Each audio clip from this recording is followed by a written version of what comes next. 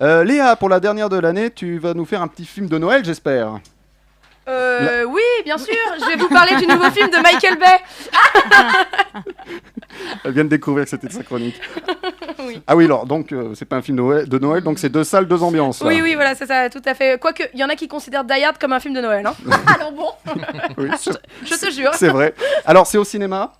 Non, c'est sur Netflix. C'est sorti vendredi, là. C'est tout frais. Alors, ça parle de quoi ? Parce que le titre est bien mystérieux. Oui, c'est Sixth Underground. Je vais pas vous mentir, j'ai pas vraiment eu le temps de comprendre exactement ce que voulait dire le titre. Mais en tout cas, c'est l'histoire d'une équipe internationale, ça commence souvent comme ça, menée par un milliardaire qui a décidé de sauver le monde. Oui, rien que ça. Il y a Batman et lui.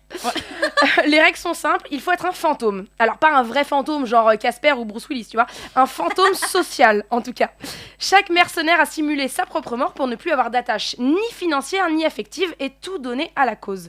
Ici, en l'occurrence, cette première mission, c'est de destituer un dictateur en place, un type genre vraiment méchant à base d'attaques chimiques sur la population innocente, et de placer le frère de celui-ci, qui a un concept un petit peu moins rétrograde et totalitaire du pouvoir, un coup d'état quoi. Ah oui, effectivement, ça sent le film d'action. Oui, et c'est peu de le dire, le film s'ouvre sur une massive course-poursuite de 20 minutes à Florence, donc la belle cité italienne, avec la présentation du style, de l'ambiance et des prestigieux comédiens mêlant à peu près tout ce qui se fait dans le cinéma d'action.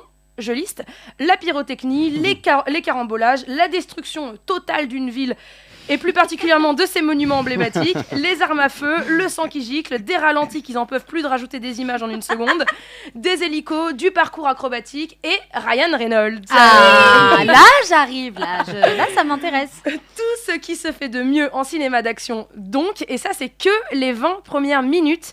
Tout le film ressemble plus ou moins à ça. Alors, je connais pas vraiment le cinéma de Michael Bay post-Transformers, si tant est qu'il y en ait un, mais je reconnais le réalisateur au scénario assumé qui m'a fait kiffer de ouf dans les années 90 et 2000. Je sais pas s'il y a un autre mot que kiffer, parce qu'on n'est pas dans l'amour de l'art, mais on n'est pas complètement dans le divertissement absurde non plus, car les messages sont par là, quelque part, qu'ils soient sacrificiels, passionnés, politiques ou éthiques, parce que oui, derrière son style visuel propre, ses obsessions et sa patte estampillée stupid action movie, Michael Bay avait des petites choses à dire. Pas toujours avec bon goût ni de manière fine, mais il avait des choses à dire. Bon, là, c'était vraiment des petites choses. Genre, grosso modo, il nous explique que la paix, c'est mieux que la guerre. On est à environ 9,5 sur l'échelle Roland-Emmerich. Alors, tout à l'heure, tu as parlé d'une première mission. Est-ce que ça veut dire que l'équipe va revenir ? Alors, je vais pas vous en dire trop pour pas divulgacher, hein, comme on dit. Mais il est tout à fait possible de décliner le concept en saga. Maintenant, est-ce qu'on a vraiment envie de voir du Michael Bay à la télévision, parce que je rappelle que c'est sur Netflix. Déjà qu'il y a pas mal de gens qui n'ont plus du tout envie de voir du Michael Bay. Si en plus on lui enlève le grand écran et le système son d'une salle de cinéma, je suis pas sûre de voir l'intérêt. En même temps, tu m'as pas du tout demandé mon avis, tu m'as juste demandé si une suite était possible, et oui, une suite est possible. Alors Léa, ton conseil ? Eh ben, mon conseil, c'est qu'il faut savoir se faire plaisir. Ce film est bourré de références pop culture, d'actions totalement lisibles. Il permet à notre cerveau de s'éteindre ou de penser à autre chose, genre à quelle combinaison de bus, métro et tramway il va falloir prendre demain. J'ai tenté un jeu de mots entre la grève des métros et le titre Underground, mais bon, j'ai abandonné. C'est pas mal. Merci Léa.